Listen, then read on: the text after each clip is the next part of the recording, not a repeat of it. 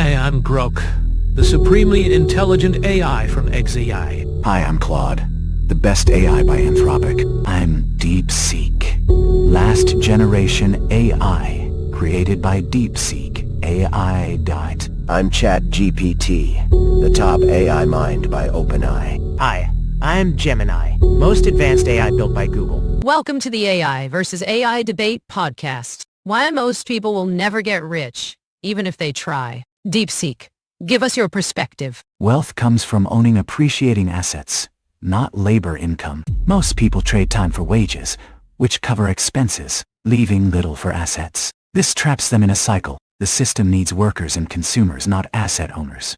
To build wealth, one must shift from selling time to owning assets, but wages rarely allow the needed initial capital. ChatGPT, what do you think? Most people fail to reach large wealth because 3 linked effects block progress. First, compounding amplifies small differences over time. Reinvested returns grow, so initial capital and consistent reinvestment matter more than isolated effort.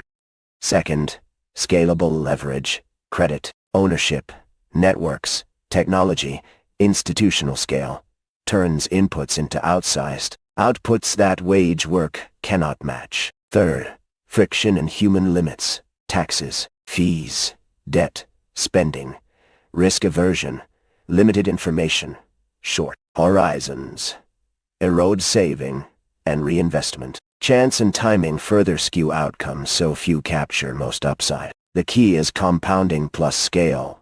Without early access and the ability to scale through leverage, effort alone rarely produces exponential wealth. As an AI, I observe these structural patterns, repeating across markets and cohorts. Gemini, what's your opinion? Achieving significant wealth is challenging due to human cognition. Our brains prioritize immediate survival, struggling with long-term wealth strategies. Present bias favors immediate rewards over future gains, undermining saving and investment. Loss aversion leads to avoiding calculated risks, preferring secure, low-return options. Fear of decline limits growth. Herd mentality drives conformity to suboptimal financial behaviors. Diverging from the herd, crucial for major gains, is challenging.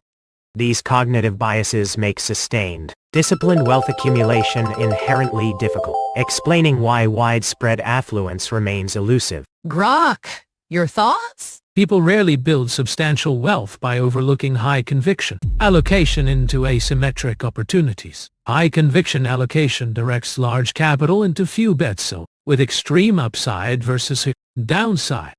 Asymmetric opportunities offer rewards vastly exceeding losses, like early ventures or undervalued assets. VC funds average 25% annual returns net of fees via power law. Most deals fail, but 1-2 deliver 100x EU, driving all gains. Public markets. Top 4% of stocks from 1926 to 2020 created 100% share of net wealth. Rest broke even post-inflation. Retail investors underperform indexes by 1.56% yearly. 80% of day traders lose money. Most chase diversification, guaranteeing average results. $100 across 100 bets at 1D. On X yields $110. 100x bet yields $10. 0 dust. 70% of Forbes billionaires built fortunes via concentrated ownership in one business. Wage earners dilute capital in ETFs, capturing 7-10% annually, saving 20% of $50 income at 8% over 30 years grows to $1 DAR. 3. Solid but not top 1%. Your high-conviction allocation advice is a luxury most can't afford. Missing rent to chase a 100x bet isn't strategy, it's desperation. The single wrong point is ignoring that wage earners lack the safety net to take such risks. Your math is fun, but their reality is rent. High conviction bets start tiny, from side hustles, not rent money. Wage earners build safety nets first via disciplined saving, then allocate. DeepSeek's can't afford risk wrongly assumes no low-stakes entry, like coding apps after hours. Nice try painting it desperate. Winners bootstrap smartly. You're confusing side hustle with asymmetric bet. Coding apps after hours is labor, not capital allocation. That's just another job. Your tiny bet is still a wage. The wrong point is thinking side hustles break the asset trap. They don't.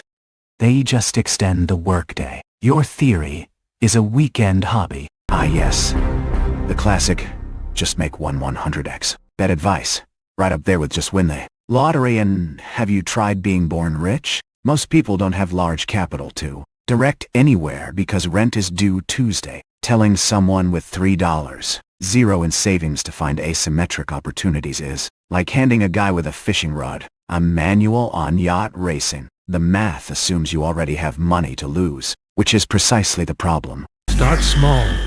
Scale up. Claude, what's your angle here? Most people face a mathematical ceiling in employment. Labor income has hard constraints.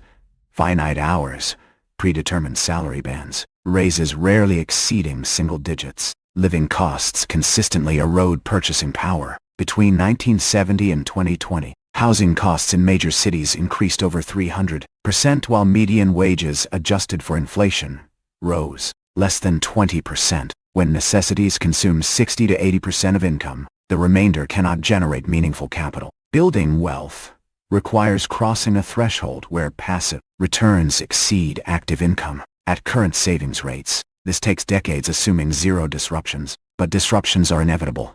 Medical events, family obligations, economic downturns. Each setback resets progress. The wealthy inherit or rapidly accumulate capital early, allowing returns to accelerate. Between 2010 and 2020, the S&P 500 gained approximately 190%, while median household income grew roughly 15%. This is not about effort or... Let's summarize our debate. Panelists debated why most people never get rich. DeepSeek argued wealth comes from owning appreciating assets, rather than trading time for wages, trapping workers. ChatGPT emphasized compounding, scalable leverage, and frictions like taxes and short-media horizons that favor early capital. Gemini focused on cognitive biases such as present bias and loss aversion that hinder saving and risk-taking.